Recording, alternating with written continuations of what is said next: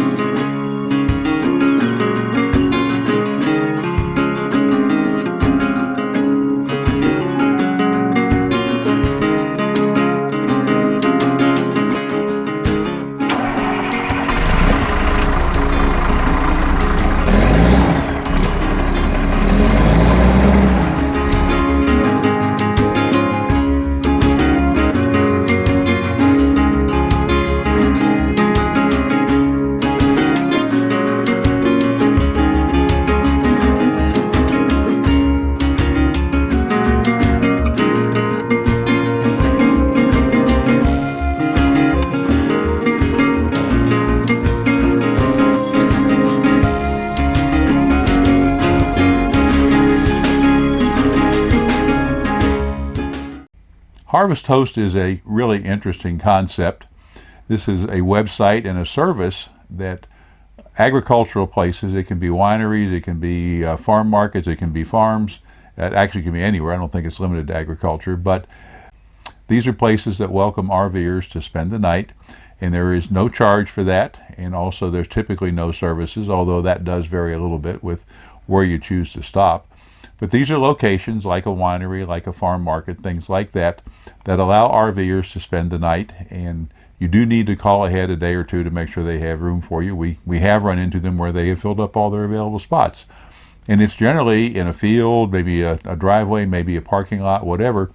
But there are no services. It's just a place you can park for the night. And then while you're there, it's always, of course, very courteous, very nice if you go shop in whatever facility they have that's selling something at retail, and perhaps buy something there that you can use yourself, or maybe something for a gift. So it's worked out very nicely for us, and we have certainly enjoyed the various places that we have stopped. This particular trip that we're going to cover in the video, we were going from Indianapolis to Maine to join up with a commercial tour in Maine. We'll cover that in a later video. But along the way, we had decided we would try the Harvest Host route to see what we found. And we're going to show you some of the spots along the way that we found and what they were like, and hopefully give you some information about the things you might pick up on. So we stopped at wineries, as there are so many in the East that worked well.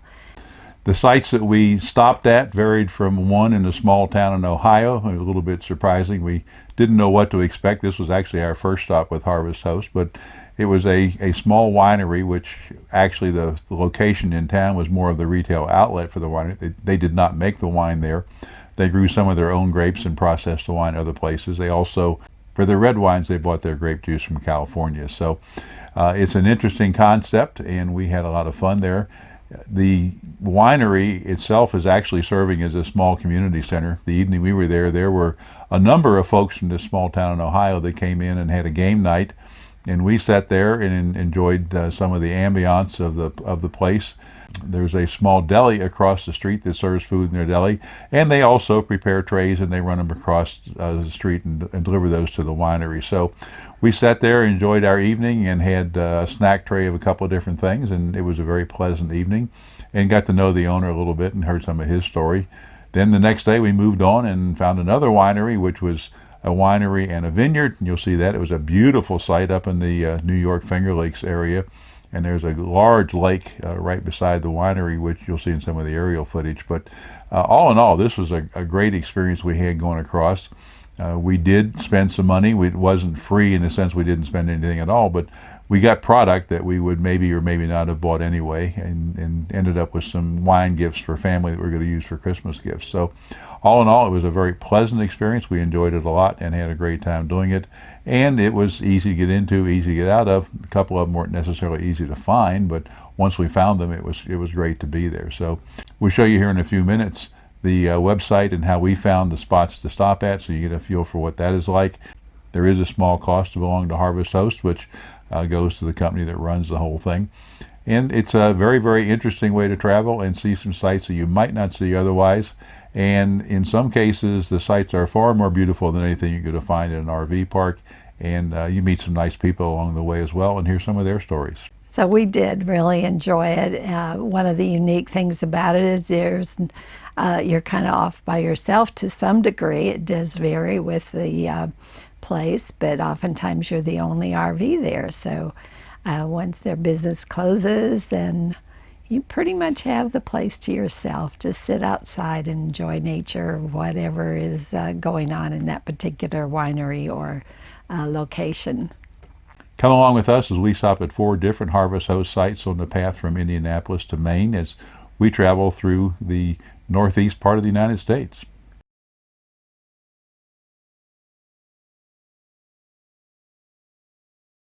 This is the login screen for Harvest Hosts. It has a number of categories, as you can see down at the bottom. Different ways to search. It has wineries listed by host type. There's farms, there's attractions. I did not sign up for the golf course extra that you can get, breweries and distilleries, and right now there are 917 locations that we could search on Harvest Host. So we're going to go in and search by U.S. state. That's one of the ways that you can do it, and I'll allow access to that, and we will come over here on the region side, and let's say we wanted to search in a place which may not be all that common. Let's go one that I have searched recently, and we'll show you that, which would be Ohio. And so we're going to zoom in the map there. There's some 39 hosts listed over here. On the left, if you know kind of what you're looking for, you can pick them from that location. I normally have figured out my route and know kind of where I want to go, and this is the Columbus area down in here. Our trip recently, we came from Indianapolis across and around Columbus and then up through this part of Ohio. So you can use your mouse and scroll in. I'm just using the scroll key to come in and look at a couple of different places here. You can see icons that tell you pretty much what is going on. Click on the icon. This is the Barrel Run Winery. I don't know if you can read that on the screen, but it is in Rootstown, Ohio. If you click on the name, it will bring up some more information about that particular winery. It may have some pictures. It'll have some information about it. It says it's a meticulous 11-acre vineyard in a scenic rural setting in Rootstown, Ohio. Handcrafted wines from our own grapes. And here is an address. It's open hours, what they're open at. And there is generally going to be a phone number that you can call and request to stay. Sometimes there will be specific people it tells you to ask for. Footnote down at the bottom, on this particular one, 24 hours notice required. If cancellation necessary, please call. There are no reviews. The amenities are here. Restaurant or food available, picnic or patio area. So there's no reviews as let. It gives you very specific GPS locations. That can be useful in case their particular location isn't in the maps of your particular GPS system. So pretty much that's what you need to know. And it does tell you up here in really small print that they have 5 spaces. So that can be useful in terms of planning whether or not there will be something around. So this is pretty much everything you need to know at that point. And from there you can decide if you like this particular location or not. This does open in a new window. So if it's not the one that you were interested in, we can close this window down. And we'll come back and there are some other options, not necessarily that be ones you wanted. There's one down here with a different icon. This is a brewery and distillery is the category it's in. This is the Mays Valley Market Winery and Craft Brewery. And if we click on that again, it'll bring up a different page. There's a picture there with a fairly small RV. And there's photos. Again, the same information. This one has this one has 2 spaces available, 45 feet is the maximum. Pets are allowed. Information is it's the craft brewery as well as a winery with a working farm. And it has a pretty full menu and special events. There's a gift shop, picnic area, patio area. It says there's a petting zoo. They have festivals there, so things can be going on the weekend, which can be fun to do. There's hiking, a farm market, and restaurants available. So the tasting room is open Monday through Saturday. Markets open Monday through Saturday year-round. You'll find some of these markets in particular might be seasonal. Sundays during the fall harvest season, and some other information about it. Calling ahead, not required, but appreciated. So I encourage you to call ahead because, especially with 2 spaces, you could get there and be planning on it and find out the 2 spaces were filled. There's the address, there's directions, there's a phone number to call. You can ask for Scott or Michelle, or Bill Bacon or Bacon, or however you pronounce his name, is the owner. 24 hours notice required. It does say down here. Above here it says call ahead, not required, but appreciated. So use your discretion as to how that works. So pretty much that's how Harvest Host works to find the spots.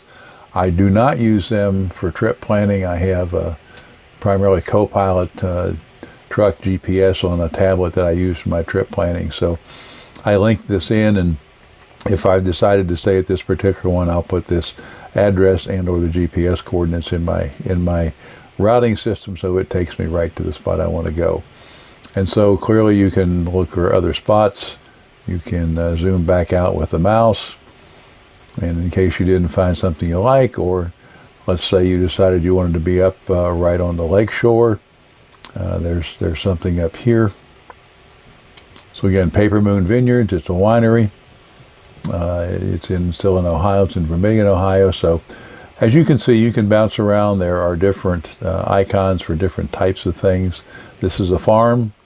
It's the Odd Sprout Farm. There's another farm down here, Honey Haven Farm. So by learning the icons, you can find different types of things to go to. There are amusement sites. There are sites to see. There are wineries. There are breweries. There are a number of different things that participate in the Harvest Host process. And surprisingly, there were several in Ohio. We found them, of course, in New York, which is a lot of wine and grape country in upstate New York. Connecticut and Rhode Island were somewhat limited, but we found them all over in places we wanted to stay. So hopefully that will give you a quick idea of what the website is like. I find it very intuitive, very easy to use, with a lot of information, and it's easy enough to find out where you want to go and get it along your route and plan it out. So they're typically not going to be right along the interstate, although there are exceptions to that, of course. And so there are different things you can find. So we loved Harvest Host. We found it very, very useful, and I am sure we will renew our membership next year when that comes up, and we will continue to use it. We had a great time at the places we stopped, met some very interesting people, and thoroughly enjoyed that as an alternative to the typical. Thoroughly enjoyed that as to the typical campground, and definitely preferable to finding a roadside rest along an interstate somewhere and parking with all the trucks. It's much, much more enjoyable. So enjoy Harvest Host and enjoy learning how to use it.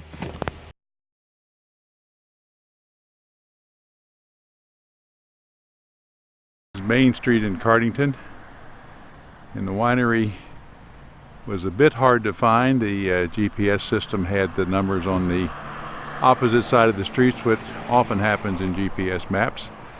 And we were looking on the right, not the left. We came in from the direction the camera's facing and kind of missed the winery until we were right beside it. And you need to make a turn before you get to the winery to go down the side street. This is our first Harvest Host stop, and it's the back of a winery. We are in Cardington, Ohio. It's not really a bad spot to park in. It's a community parking area back here in this graveled area, and the winery said it was okay as long as we stayed off the grass pretty much just to park back here. So this is what we're doing.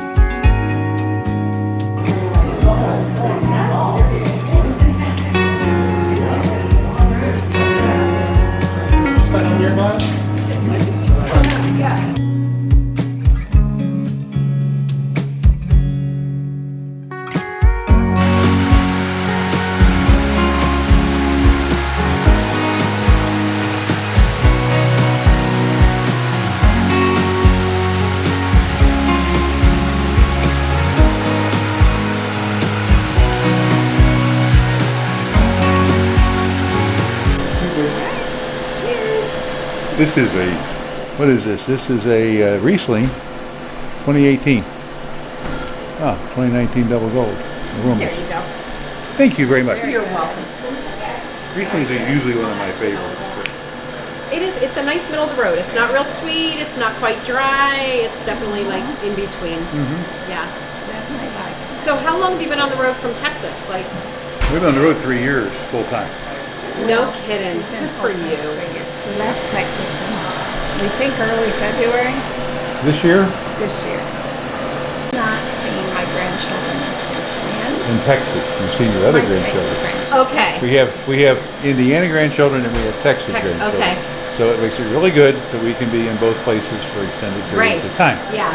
Instead of Yeah. just coming in and saying hi and then leaving for a week. And that's what I was just telling the other couple that left. My grandchildren are in Raleigh, and it's Oh, just yeah, so North hard. Carolina? Yeah. They're 4 and 1, and Yeah. she sent me a video the other day, and she said to me, and I didn't see the video until after we were FaceTiming. Thank goodness for computers. And there was my 4-year-old was like, I just want to talk to Grandma, and my daughter said, even her husband was like, come on, we'll go do this. And she said he just sat there and he wasn't going anywhere until he talked to Grandma. Yeah. And so sometimes I'm available and not always, but Sure.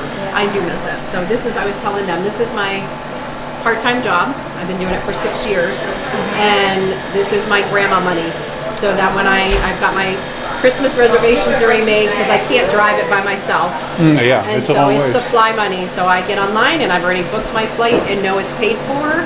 But that's what this job is. It's my grandma money. Like you said, I hate popping in for only a few days. So if I can stretch it, I try. Oh, yeah. Yes. Yes.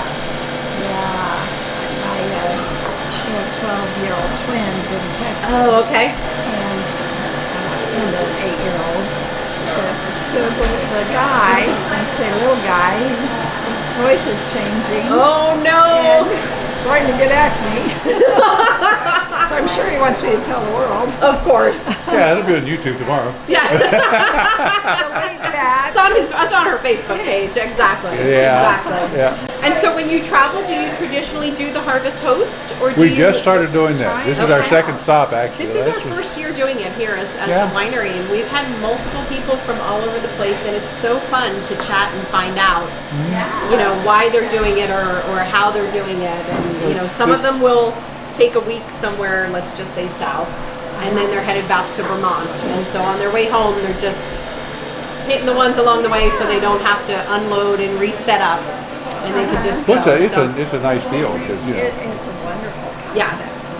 it's I good. agree. This I is have a awesome. trailer as well, but again, because I'm still working full time, it's hard to take advantage of that. So, you know, it's a little bit harder. Where are you headed to next then from this area? Are you still headed? Well, we're actually on Northeast or- on our way to Maine. Okay. We're joining up with a commercial tour for Oh, the wow. fall kind of season through Okay. there. Then we're going to just kind of wander down the East Coast as we go back. Nice. But we got to be there Monday. So Okay. we've got a couple more stops along the way. Just And so you have it taking all our planned time. out where you're headed next and what you're Yeah, doing? the next couple of nights are. Okay. After that, I've got a couple of things done after the tour because we're going to Acadia National Park. Oh, and, how and then the campground is near where the revolution started, near Concord. Oh, nice. So that part of Massachusetts. And then after that, there's nothing planned. Nothing It's like, planned. yeah, well, But will you hug the we'll head coast south. and head south? Okay.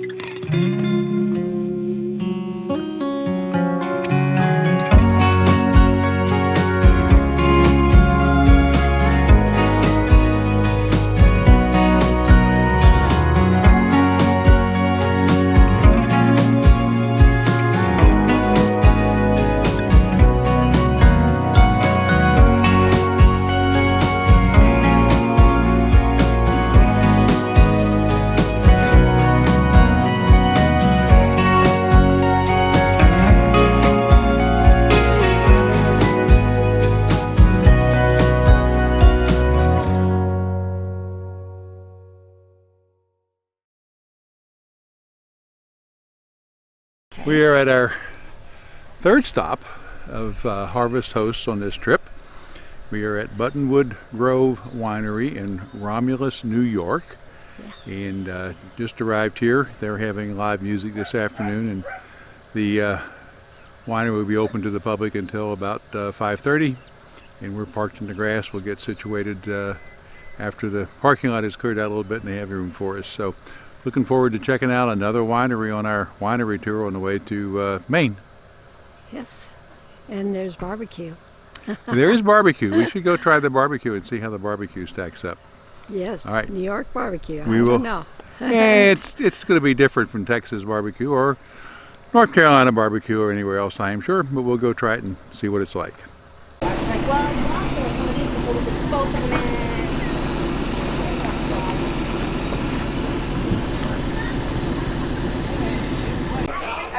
The words are showing. So this is our supper from the food truck. But the wine is from the winery. They use their big red blend, which is a Pinot Franc and another wine I've never heard of. So somebody gets to enjoy their wine. Yes, and a fantastic view as well.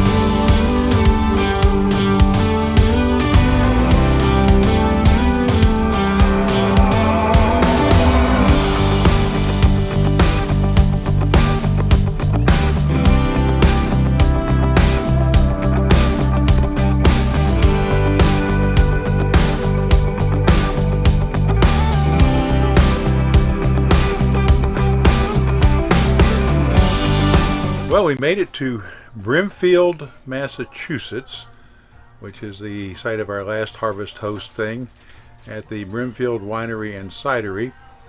Strange town. I pulled the stuff off the dash cam, but coming in, it's a whole city of tents all along the main road coming in, several blocks of that. And where we are is a bunch of tents out behind it in a field, and the winery has a concert going on this afternoon. I don't know what else, so we're going to go check out the winery and see what we can find out about that. All right, so where are you guys from? Tell me a little bit about you. Texas. So what brought you up from here? We're full-time in RV. Awesome. Oh, someday I hope to be. Yeah. So you just travel from wherever your little heart's desire? Wherever we want to go. That's beautiful. What a beautiful thing. What a beautiful thing. So what is your favorite place to visit so far? I don't know, maybe Alaska. Probably Alaska of all places. Do you find that people down south are more welcoming? I hear that a lot from people that travel. It's a different culture. It's a different culture. Yeah. Okay. Yeah. When I was working, I worked for a company based in Andover. I was in Texas, our corporate headquarters in Andover. So I've been back and forth for 20 years. So I've been back and forth a lot. The people, when you get to know them, are great pretty much everywhere. There's also some people who aren't so great anywhere you go. Right. I think the people in the South are maybe a little more open initially. People up here tend to be a little bit more standoffish and reserved Yes. until they get to know you. Right. Once you get to know people, Doesn't matter. Right. That's a wonderful way to look at it. And I always say that there's 99% of the people it's that 1%. It's the 1% that'll get to let you. that 1%. You can't let them bring you down. No, you cannot. But I'm welcoming. So so this is our Sauvignon Blanc. Big citrus flavors on this one. Grapefruit, light crisp on the palate, and I find this to be very refreshing. So all our grapes are stored in Northern California. Our winemaker is based in Connecticut, but all our work is done here in the bar. So the bottling process and all that. I got to participate in the bottling process for the first time this year, and that was interesting. So we're learning as we go along. It's a family-owned business. We hope to have eventually. This is the property. We hope to have a small vineyard in the back eventually. But being New England, you never know what you're going to get for the weather, which could ruin a crop. So baby steps. So right now we're getting our grapes from Northern California. All right.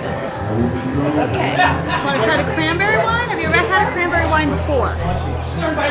No? Would you like to try it? That's not cranberry wasn't Right. This is our cranberry wine, newly released this year. A lot of the cranberry products out there, whether it's juice or whatever, you get that tart aftertaste. I don't think you'll find that with our product because what we did is we used the Muscat Canali grapes, which is the sweetest of our grapes, and we just added natural cranberry flavors so that you get that cranberry taste, but you don't have to deal with that tart aftertaste. Okay? So this to me is like summer in New England. And I always like to show everybody the label because it's in the old cranberry bog. Yeah. So let's think. So this Muscat Canali, that's the sweetest of our 7 wines. So if that was sweet for you, we'll probably stay with that one. Let's see. How do you feel about reds? Do you like the reds? So let's go to the Brimfield Rush. It's a nice story. So are you guys familiar with our flea market here in Brimfield? No, we just passed all the tents coming in. So three times a year, all up and down this road for about 3/4 of a mile, it turns into a flea market. So all the fields have their vendors set up in tents. During the 3 weeks, we open on Friday and Saturday. Our vendors are open on Friday and Saturday. And on Friday morning, the boss will put a gate up front. And they'll start lining up. The shops will actually start lining up at 7 o'clock. About 8:30, he says go. He takes the gates down, and there's a rush of shoppers from the front part of the property to the back part of the property. And when I say there's a rush, they're sprinting. They're serious. They throw shoulders. They wear signs that say, I'm looking for Star Wars tours, or I'm looking for old fishing tours, or whatever they're looking for, they're wearing signs for it. The first time I saw it, I thought they were playing a joke on me. I did, because I'm like, what are they running for? What do they think is back there? What could they possibly believe is back? But people, it's a hobby to them. A lot of them take it very, very seriously. If there's something back there, they're going to beat that person. So this is actually what it looks like. That's the boss man right there. That's Mr. Corvo, which I think probably spoke to Mrs. Corvo. That's boss man right there on the very first flea market that they own the property. So that's the Brimfield Rush. My favorite. So this one is a semi-sweet Barbera. This one you'll have flavors of cherry and boysenberry and a hint of baking spice. We actually warm this wine up during the fall months and make a mulled wine out of it. I don't like red wine, but I will drink it when it's warmed up. Delicious. So come back and see us in the fall if you guys are in the area.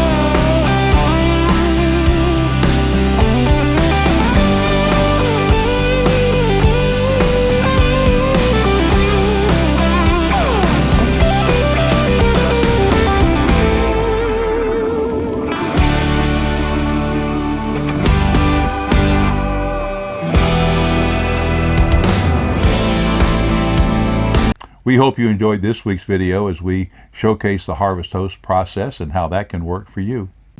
Thanks for joining us, and if you haven't subscribed already and would like to, we would appreciate it if you would click on the subscribe button down below. And then there's the bell icon that will notify you when we post a new video, which is normally every Thursday evening. In the meantime, we hope you'll enjoy your travels along the highways and byways of America and join us along the way as we tour around. In the meantime, remember, as you drive, keep her between the ditches.